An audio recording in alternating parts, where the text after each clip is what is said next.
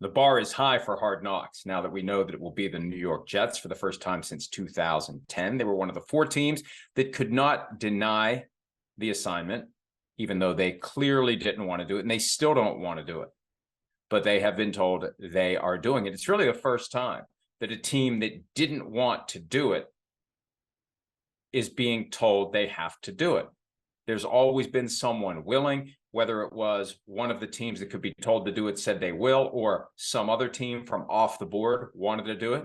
First time in the history of the series where someone is being told, with the use of this formula the league created within the past 10 years or so, of who can be compelled in any given year to do it, that they are actually compelling someone to do it. And look, it's good for the series. It's good for HBO. It's good for NFL Films because the Jets are going to be good for business, even if the Jets don't want to be part of it. And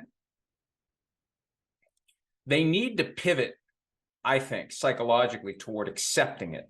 Because if this is allowed to be an irritant and a distraction, it's going to keep them from doing what they need to do. They just need to accept it. Okay, the camera's going to be here. The microphone's going to be here.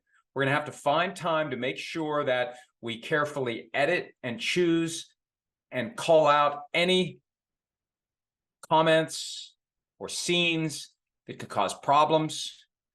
We need to make sure Aaron Rodgers doesn't become upset with anything we choose to include. And of course, Aaron Rodgers is going to be the focal point of the series, and for good reason. But he may not want anything he says to be used against him. And he may ultimately disagree with the decisions the Jets make about what scenes will make it and what scenes won't, what comments will make it and what comments won't. I said that several weeks ago. It could be an issue between player and team at a time when everything is good. The first test is, will the Jets be wise enough to leave out the things that Aaron Rodgers wouldn't want in? And how involved will he be?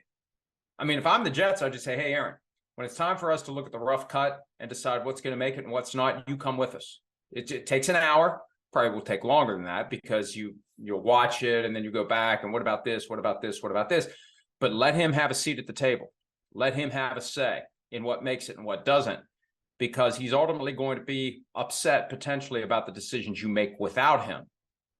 Get him involved in that process and reduce the potential for friction to emerge before the first regular season game is even played. But most fans are going to be happy with the idea that it's the Jets.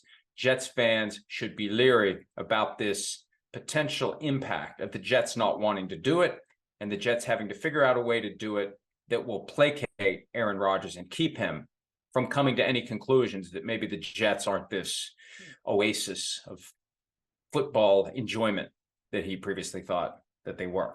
Hi, it's Mike Florio. Thanks for watching PFT on YouTube. Hit subscribe for the latest news and analysis from Pro Football Talk.